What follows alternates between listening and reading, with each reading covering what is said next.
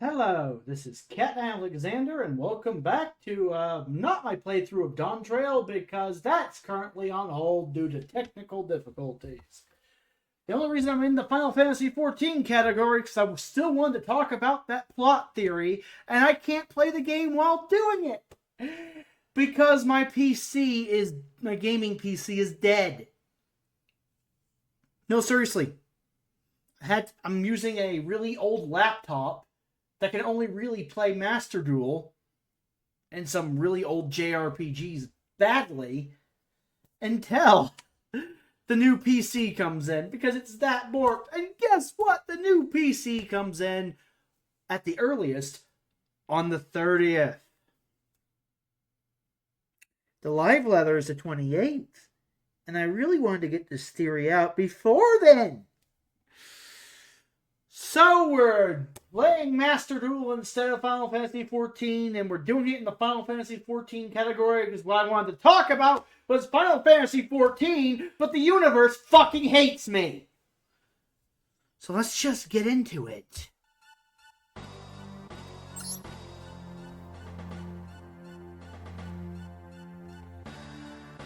Okay. Time to play this crappy jank deck while on this crappy jank PC while talking about this crappy jank ass plot. And yes, I realize it's loud. Holy fuck. Ow. Ow. I'll have to adjust the sound after this duel. First things first, Dark Sanctuary. Maximum C, huh? Yeah, no, that doesn't matter.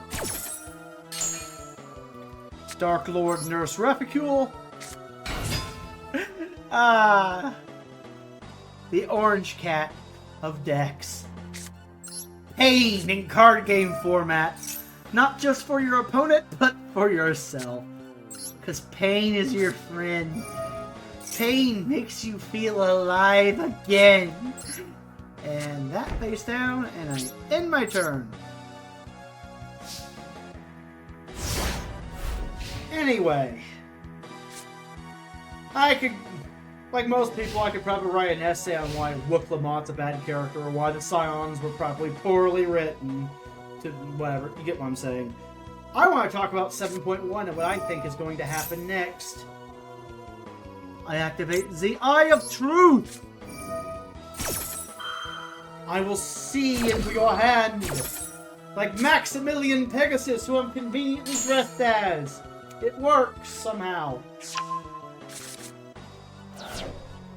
And I can see that cold bar. That doesn't do anything against this crap deck. Anyway, what was I saying? Ah, yes.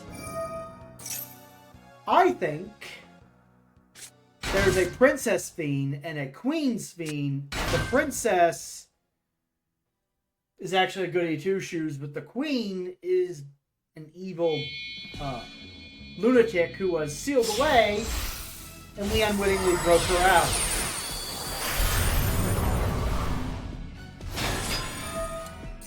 I also think the seal, where she was sealed away, was a place called Castle Oblivion. Why Castle Oblivion? Because one, because reference, and two, where else would you put... Look, we're trapped on an electro holodeck, is my theory. And we haven't actually made it to the real Tyrol yet, and we've been on the 9th the entire time. And the reason I say the 9th is because, according to Yoshi P, that's where Alexandria's from, you know. Anyway, point is, we're in prison, we don't realize we're in prison, and we basically set someone free from out of their cell.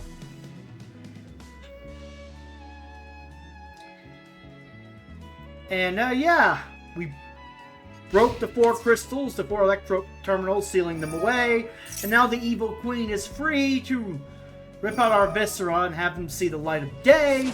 And she wants the power of the void, the 13th, and that's why the expansion is called Dawntrail, because she wants more dark power equal good because she's the Queen Eternal, and she wants to kill us all. I know it sounds like a crazy conspiracy theory, but I mean, I was hoping to break it down a bit more. While just wandering around Tuliolo instead of having to pay attention to the fucking game. But alas, things don't work out the way you want them to. So, I'm just giving you the short version. Of course, heads does not always shred.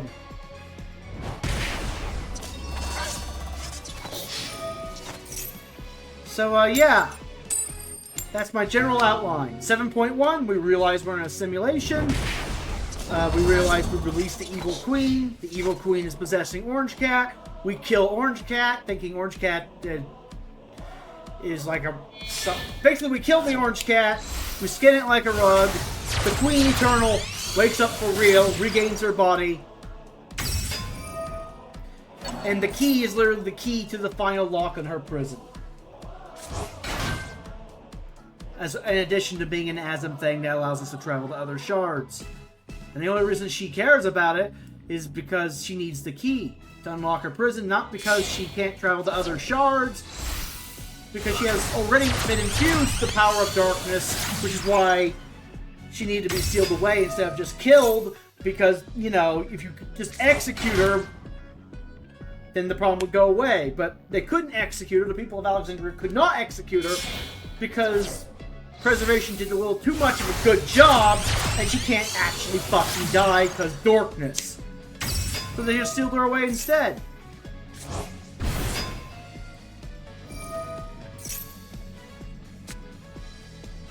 And yes, I do realize I'm referencing not just Kingdom Hearts, but Final Fantasy V and multitude of other games. Because that's what they're doing!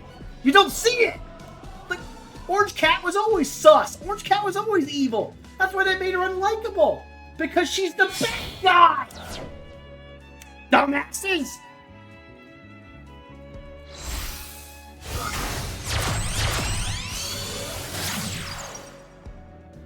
Like, seriously, how...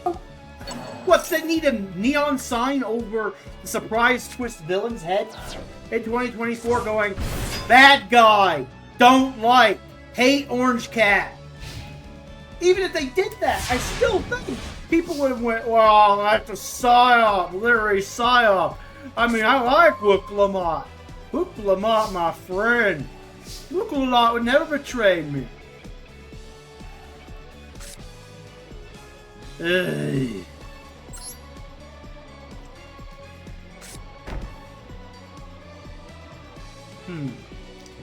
Put that face down in my turn.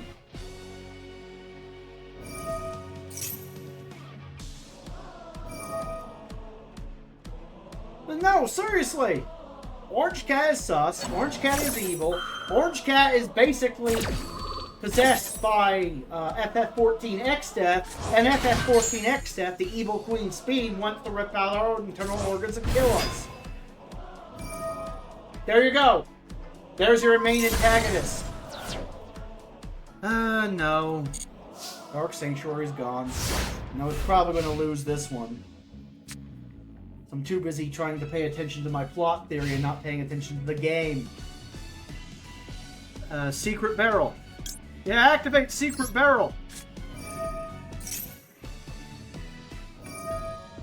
Of course they're going to negate it.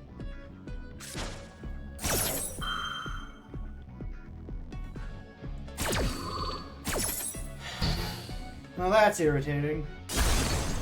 Well, I guess I don't have to pay attention to the game. I'm about to die. What was I saying? Ah, yes. Evil Queen Speed, basically the main antagonist of Final Fantasy V in FF14. They're just being more subtle about it this time around because they can't just call a character X-Death because they've already used that character in Deltascape. Whereas they could use the name Golbez, because there was no Golbez in FF14 yet. And considering the whole copyright, not issue, but copyright thing with Kingdom Hearts, and it being a collab between Square Enix and Disney, they can't reference any of the characters from Kingdom Hearts directly in FF14 either, so they have to reference plot lines subtly. which is probably why they waited until this point to reference Final Fantasy V, because one, they're going in order, and two, I mean, might as well reference Kingdom Hearts as well. And all the other shit you can only subtly reference, like Drakengard, which explains why the first 5 levels feel like a South Park parody of American politics. And then you just reference Nier the latter 5 levels, and you're starting to see where this is going. Then you reference Chrono Trigger and Chrono Cross, the key to set up future plot points, especially when you realize Ultima is very similar in its literary framing to the main antagonists of those games. You're starting to see what I'm getting at. You just reference everything all at once and just make it work. That's what they did.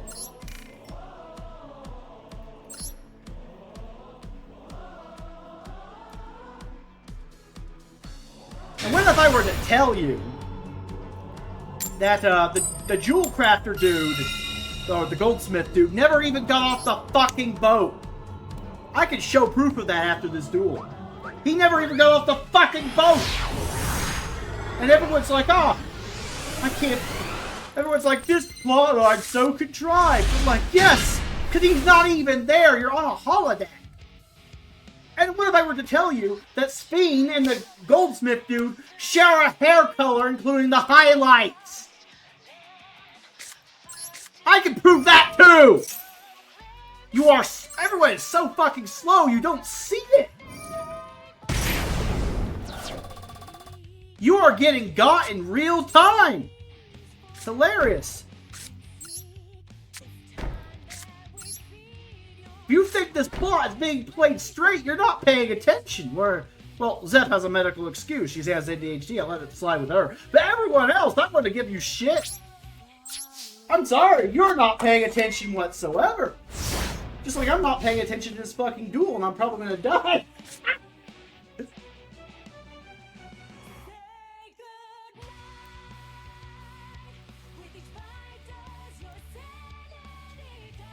But yeah, I can prove it.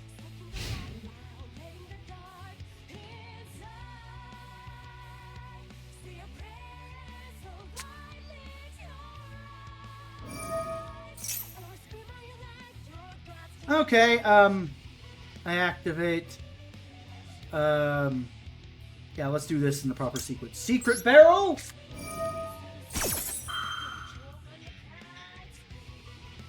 Gift card. And then bad reaction. Time to give my opponent my peanut allergy. It's contagious today. Ah! It's a bot! I see!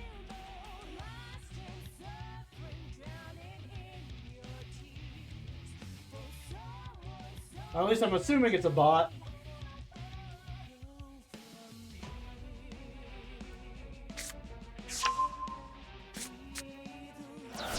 Anyway.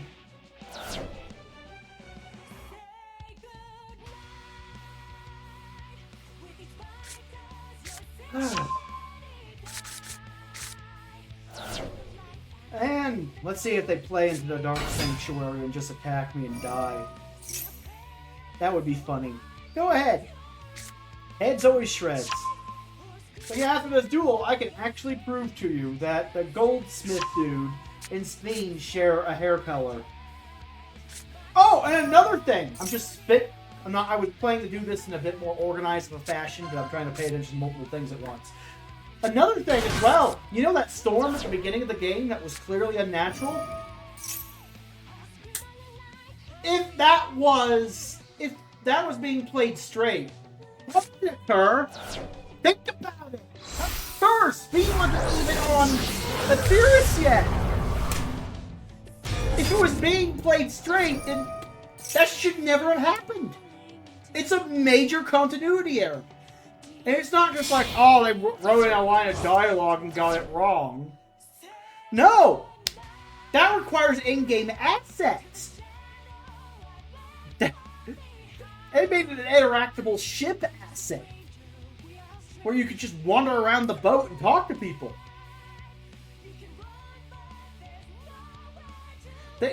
Basically, the amount of effort put into that implies it's important. and not a localization issue. The storm happened! So if the storm happened, then why did it happen? That would imply, of course, that Speen was on Aetheris before the game said she allegedly arrived, and the only way that could have happened is if our perception of reality was being messed with. Which lends credence to my, we're trapped in a holodeck theory. And the reason why I think the holodeck area is called Castle Oblivion is because I actually think the rebel faction Oblivion is real. I actually think they're, even though the simulation has been hijacked by the evil queen, I actually think they're a real faction, like the counterpoint of preservation.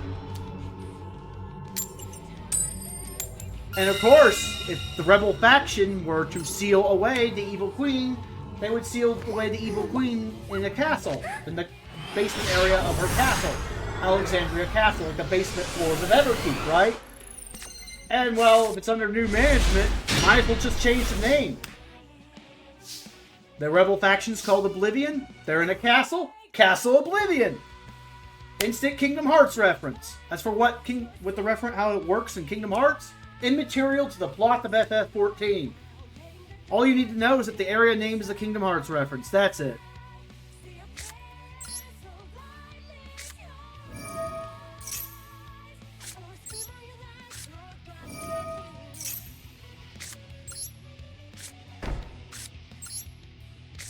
And normal summon Lathion, the Time Lord. And my opponent screamed. And oh, I forgot the. I was so busy talking and dueling, I forgot. My bad, my bad. After this duel, I'll show you the footage. Secret barrel. Secret barrel.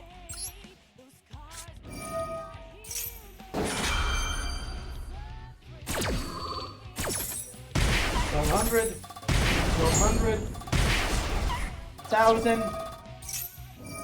Dark Room of Nightmare, Dark Room of Nightmare, 900 points of damage as well, boom, boom, boom.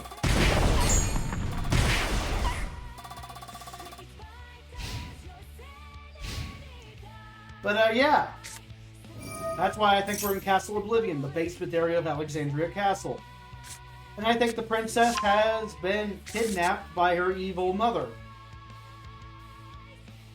Which, you know, is kind of a Final Fantasy IX reference. Which, I know I'm spoiling it, but I mean, it's an old school JRPG with a princess in it. It's like spoiling Mario, okay? It's like, hey, I think Bowser kidnapped Princess Peach in the newest Mario game. It isn't even out yet.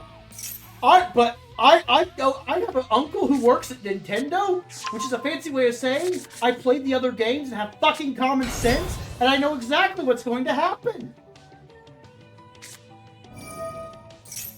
It happens every time! Recognition!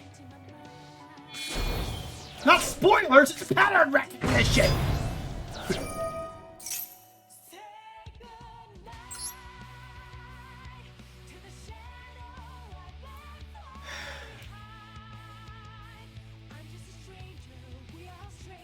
As you might be able to tell, like most autistic individuals, I am very frustrated when dealing with other human beings. Because trying to get people to see shit, to see patterns, is... You know, I really hope Trump builds the wall so I can have someone to talk to who's intelligent. That's how I feel at times. I wish there was a wall I could talk to about my thoughts and feelings, because at least the wall would talk back to me and say stupid shit. The wall would just sit there, uncaring, and just let me speak, and it would feel so much better. That's why I like these streams. Imagine if someone was actually watching this and going, I think you're an idiot 24/7. Don't get me wrong, I'd be happy that someone's finally watching me, but on the other hand, I'd be like, yeah, I'm gonna have to explain to this idiot why they're wrong. Just every conversation with every human I've ever had.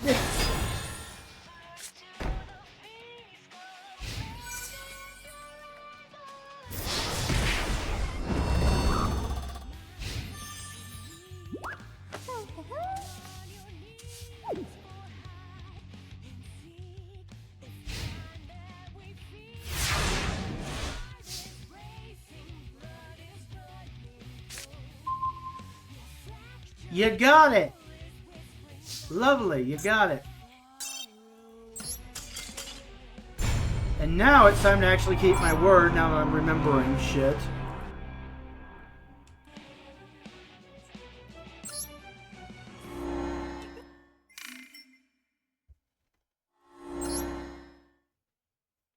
Alt-tab. There we go, it's paused. Okay, YouTube.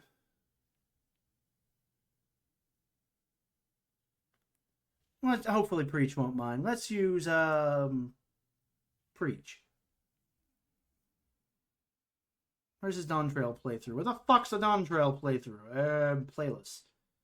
Dawntrail. He plays so many games. Where the hell is Dawntrail exactly? That's fine. Let's see, 3, 5, 5, 5. Dawntrail! There we go.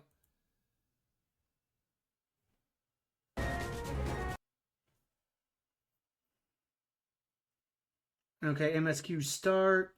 This is the beginning.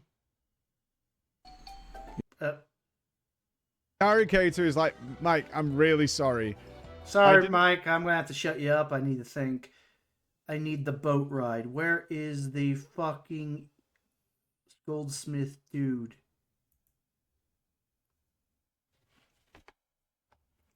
Let's just full screen this.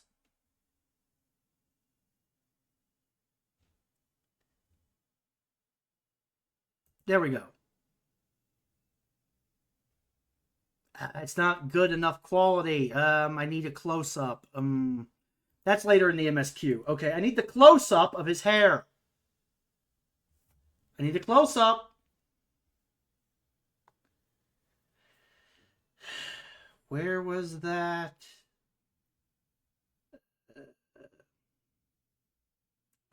Crap. Where the hell was that? I'm doing this live. Okay. Was it this one? No, that's it was before this point because it was Moblins trying to. That was Valagarmanda's, which means was even before this. This is the dungeon. Trying to find that one sweet spot in a fucking long as drawn out MSQ. Oh, nope, that's when the orange cat got kidnapped. See what I mean? It's in every game. Every RPG with a princess, they get kidnapped. Like clockwork. It's just pattern recognition.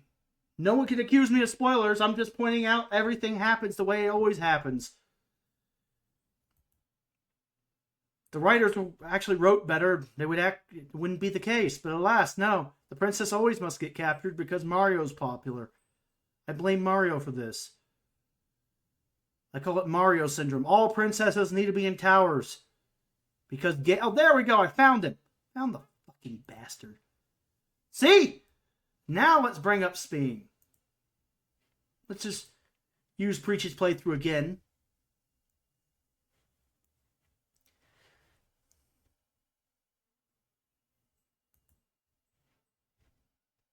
Nope. I want the playlist.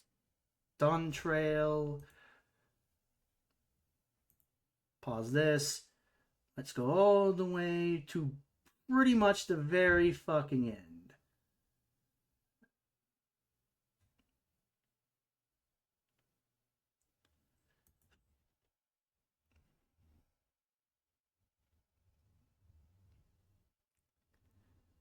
Where in the hell is, There we go. Pause. No, it's not good enough because of how her hair is. Ah! Need a good shot of this. No. I'll say something toxic. Having a bad day. Every word out of my mouth in my inner monologues is negativity. About to go full Billy Butcher on her. Well, she was a genocidal maniac. If it was being played straight. And if she's being mind controlled or possessed by an evil person, then that person is... Especially that person. Whatever, you get my point. It doesn't really matter. Who gives a fuck? People will get triggered over anything these days. Who cares? Your emotions are irrelevant data points. Nobody gives a fuck how you feel. People just want an excuse to step on your neck and smash your skull in. Politics is also irrelevant. That's just reality. Humans are basically just void sent. Oh, where the hell is the... Oh, here we go.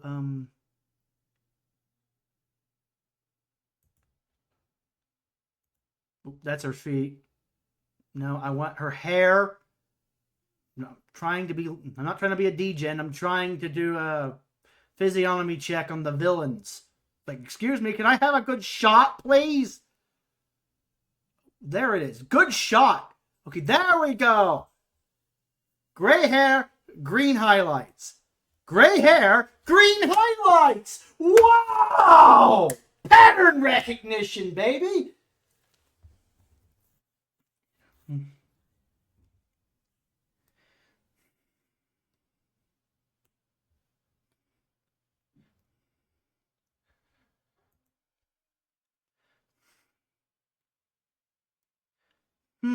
Let's check her eye color. Let's check. I can't check. I need a better shot for his eye color. Is his eye color even remotely the same, or is that different? It's different. His eye color is different.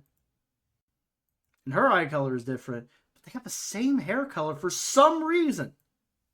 It's weird.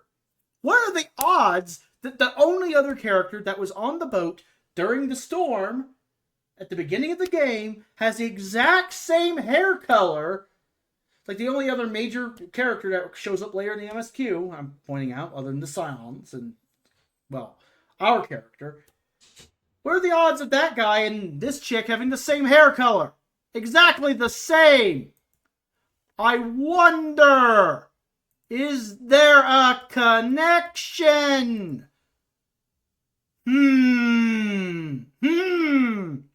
Oh, let's go even further. I could prove he didn't get off the ship as well. Man, where's the MSQ start? There we go. Back to the beginning we go. Where was the landing craft? Oh, too far. Trying to skim. I'm trying to skim.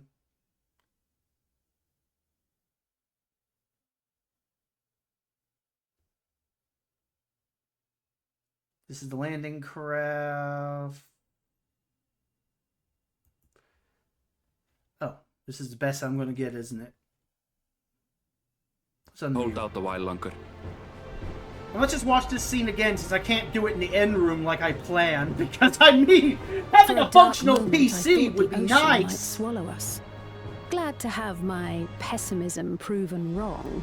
Are they going to change outfits again? Probably not, right? The sailor who took a fall, and he's faring well. I'm sure hopefully make Mike won't mind about this. Trying to solve a mystery here. If all's well, then we needn't delay in launching the landing boat. Ships have to lower anchors some way from shore. Too close, and they risk having their underbellies ripped open by the reefs that crowd Tuliola's coasts. Come. What, we're going to swim? I mean, Wuklamat's all hairy. She's going to sink. Creature's funny. Like a fucking mattress trying to get through the water.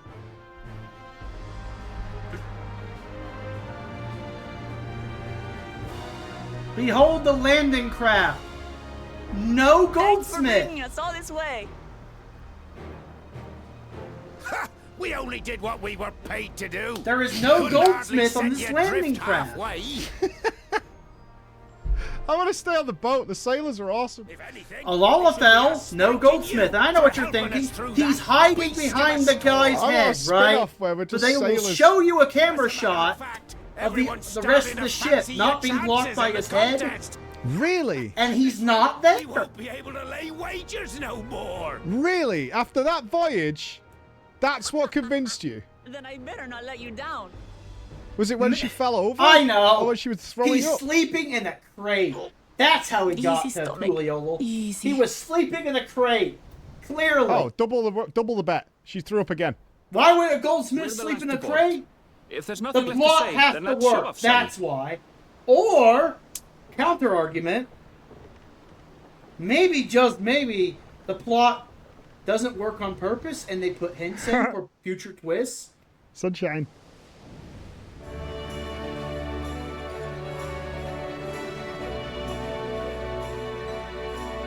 Yeah, they were being sarcastic. We can read between the lines.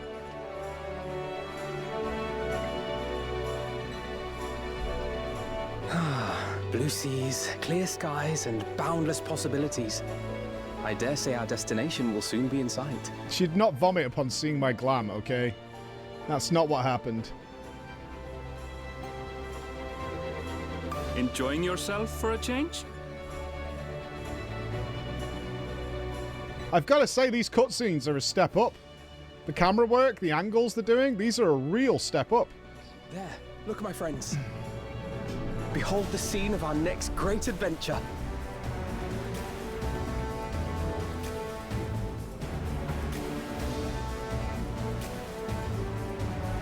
At last, we are come to the land you call the New World. To my home, Tural. Look past the crates. No one there. There's not a single Ellison in sight. Wow. Then how the fuck did he get to Tuliol? Oh, I know. He took a second ship. I can hear that excuse. He took a second landing craft and was, for some reason, despite the fact there's plenty of room for one more person. Why? Why would he's the only other person going to shore? Why would he hold up progress and just wait on the boat? Why? So the plot can work?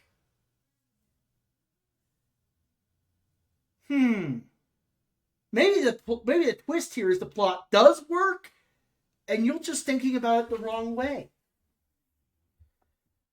This is the problem. I played so many Kingdom Hearts games. I'm so used to being psyoped and gaslit, even in my video game plot lines, that I just assume there's a twist. Unless it's outright bad writing, like genuinely bad writing, or political propaganda, like, you know, like wokeness, like genuine political propaganda, not even bad voice delivery or a trans, who gives a fuck, one way or the other. No, I assume that I'm just being punked.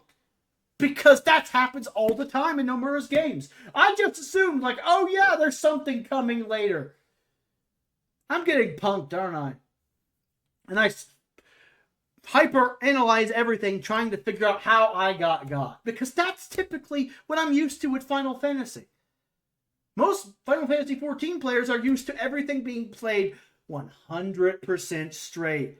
Where I'm used to the plot being a massive twist within a twist, within a psyop, within a twist, within a conspiracy theory, within a holodeck, within a simulation, within a dream, within inside a parallel mirror universe reality turned into an oyster or something. Like the most absurd shit imaginable. Like I'm used to the plot being more like this. Not just in Final Fantasy, but Kingdom Hearts, Nier, Dragon. I'm used to the plot lines looking like this with Square Enix. There is no straight with Square Enix. FF14 is as straight as you're going to get, and I regret to inform you, even the plot of the first 10 years had plenty of twists and turns in it. So yeah, Goldsmith is basically Speen. That's my theory.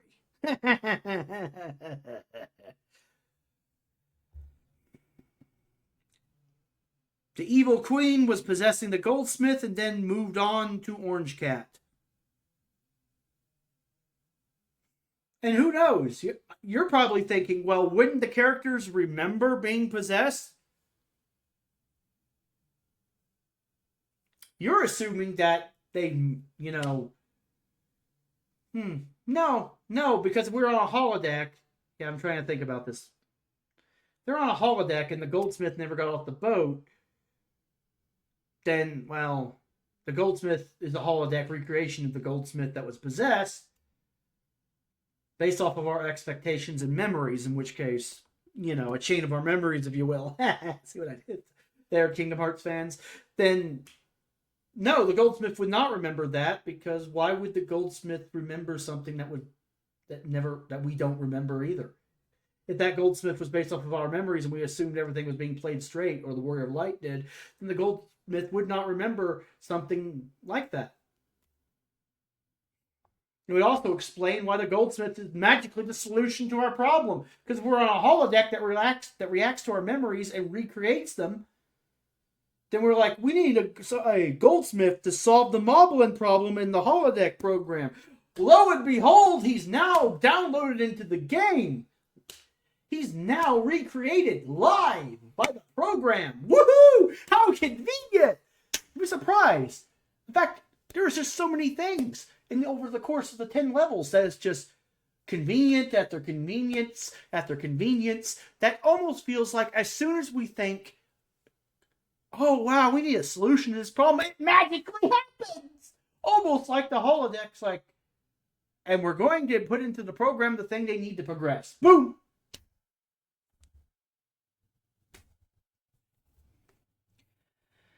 So yeah, Orange Cat is basically possessed by an evil queen, and is still possessed by the evil queen, because I think the twist here is that the holodeck recreation of Queen Speen / Princess Speen, like fused together as concepts in the holodeck program, is evil queen slowly gaining control of the simulation and making alterations live, so we can eventually get to her prison and then shut it down.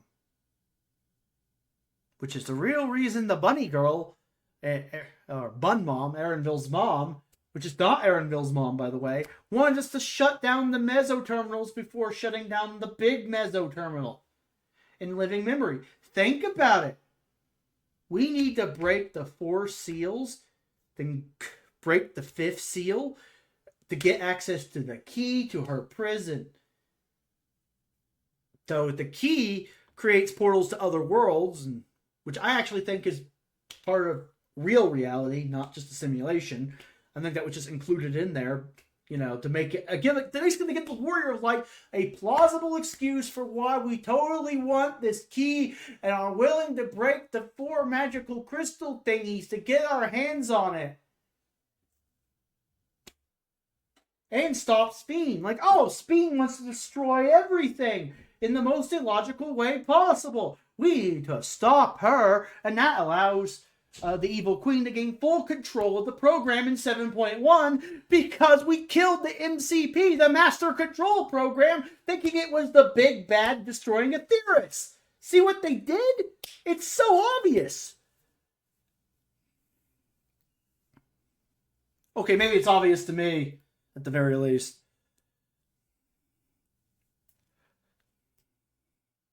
And of course, if the leader of Oblivion was the princess, the goody two-shoes princess, then the leader of Oblivion, the Menphilia of the 9th scions of the 7th Dawn, so to speak, would naturally have, well, her likeness used as the MCP's, you know, thing. You know, as the Master Control Program.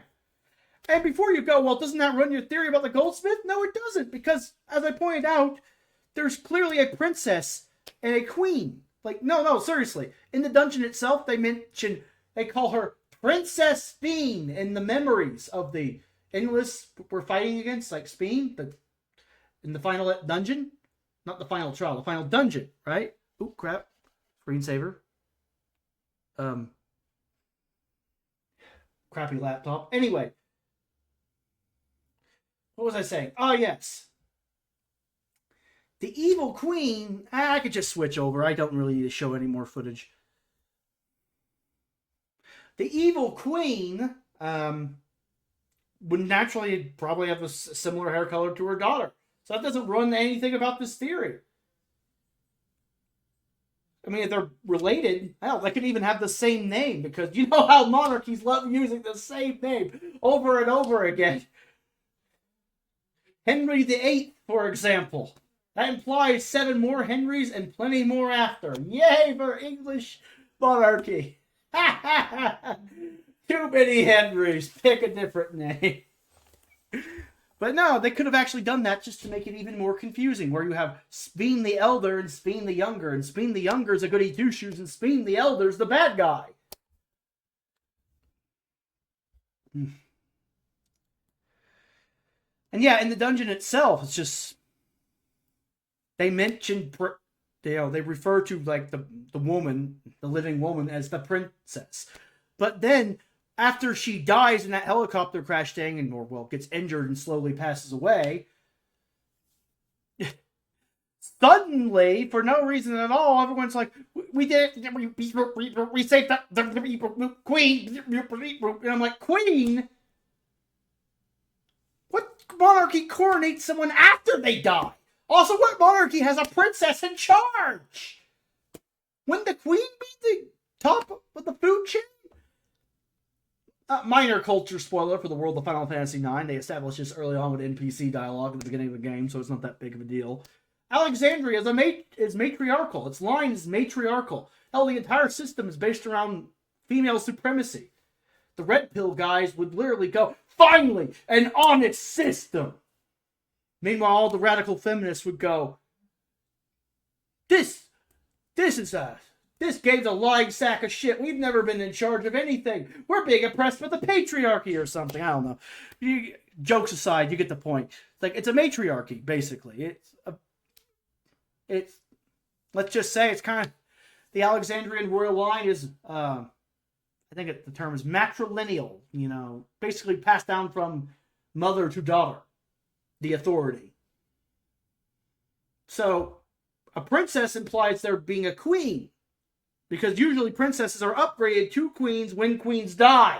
That's typically how that goes. And even in a monarchy like Alexandria. So, in fact, it would happen sooner because, if it's the women have all the authority and your queen is dead, you would want the new queen if you have a princess, right? You would upgrade. So, why would the princess be in charge of anything? It doesn't make sense unless there's shit we're not being told. Like shit deliberately being kept from us to set up future plot points. It's not bad writing. There's holes in it because they need to be filled by later twists and shit. That's the point I'm getting at. It's not bad writing or wokeness. There's twists coming. There's turns coming. We're getting punked. There's clearly more to this.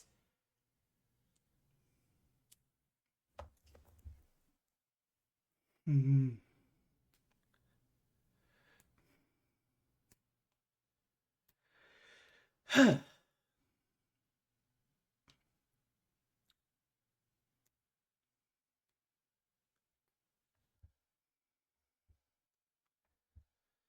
And yes, I know what I said was very rambly and not really majorly spoilery, somewhat. Just, it was all over the place.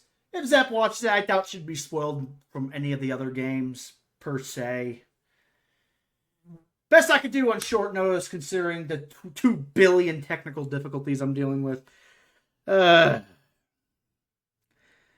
Anyway. So, yeah. That's basically my theory. There's 2 fiends. I don't mean the Endless in the original. I mean a mother and a daughter. A computer control program based on the daughter. And 2 warring factions ruled by 2 different competing monarchs of the same royal line.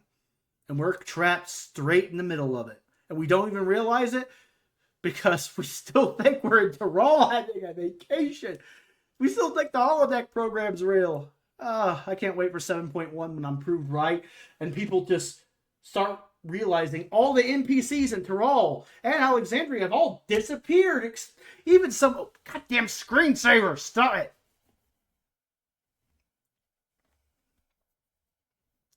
I should really interact with the game. Okay, fine, I'll duel someone.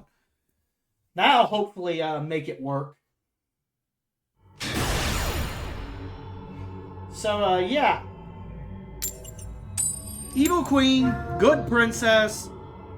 Computer program based on princess, hacked by Evil Queen in prison. Evil Queen wants the power of void because of X-Death reference. Probably could travel to other shards and other worlds without the key because Kingdom Hearts reference, Doors to Darkness exists. She already has some of the power of the void in her because that's how she can't die. She absorbed 13th energy, can now rip holes in reality, void gates basically, and just walk through them at any time she wants, which is why she had to be sealed away because you can't kill her because she's absorbed just enough darkness where she's basically an uber void scent and can't even die even on the 9th or even on Aetheris.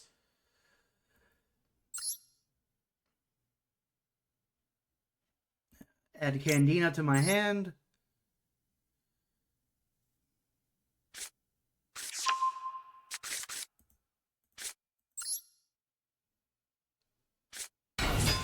Activate the effect of Candina.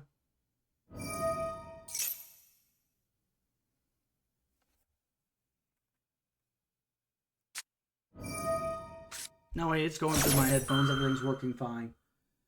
Okay, activate the effect of Licorice.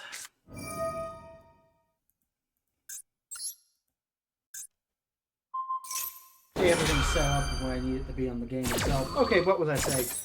So yeah, we have Evil Queen. Good Princess. Preservation works for the Evil Queen. Oblivion works for, I'll add a Licorice to my hand. There we go. So, and, well, Preservation works for the Evil Queen. Oblivion works for, yeah, Princess Bean. I'm just trying to keep it all straight in my brain while trying to multitask here, and my brain is just in theory crafting mode, which requires a lot of brain power, and not in Yu-Gi-Oh mode, which also requires a lot of brain power because this game's fucking complicated. Anyway.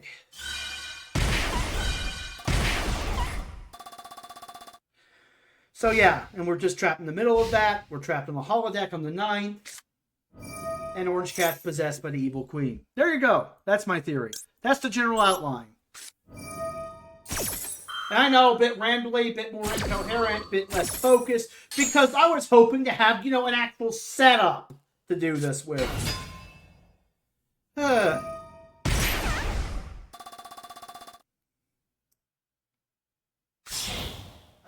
course, my motherboard had to die the exact same day I wanted to go back to streaming. 2 months without streaming. Turned the PC on after testing everything. I'm like, okay, everything works. Time to stream tomorrow. Boom! Pile of junk. That's just my life.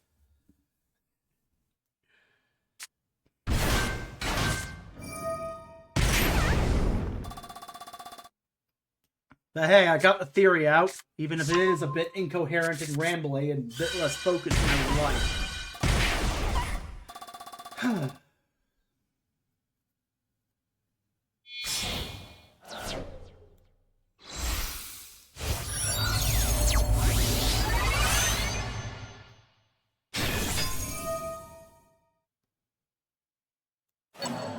And now I will just, I don't know. I'll stream again once either the PC comes in or the live letter happens. Whichever comes first. I'll just live stream the reaction to the live letter to see if I got anywhere close to the truth. That's the beauty of theory crafting. Even when you're wrong, you have a good time with it. Assuming all your equipment works.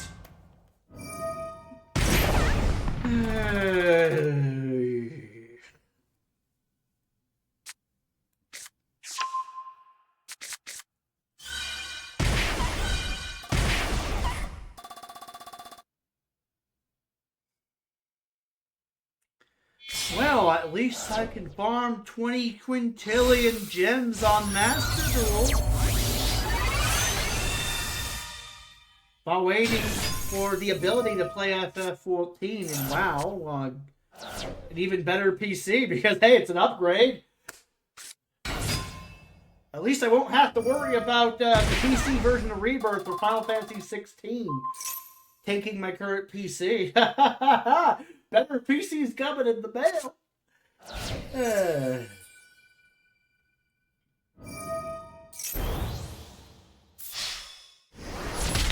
I'm playing a burn deck against a psychic deck, which gets more attack power the less life points they have. That last duel just sums up the last 2-3 months of my life. You ever get the feeling the universe is actually sentient and hates you and wants you to die? I get that feeling.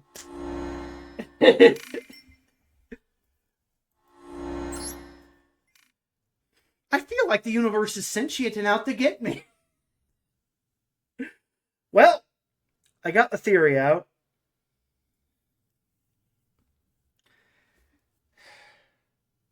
You know, I should probably just give the summary. No, I'll just, who cares about... Hopefully there aren't too many spoilers in my rambles. I was hoping to be a bit more focused. If spoilers slip through, spoilers slip through. I don't care. Who cares about what counts as a spoiler or not? Just get it done. Get it out there. Good enough.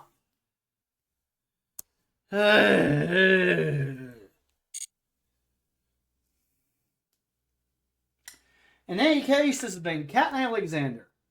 See you later. Bye-bye. And I'm just going to raid someone because fuck it. Raid someone in the FF14 category.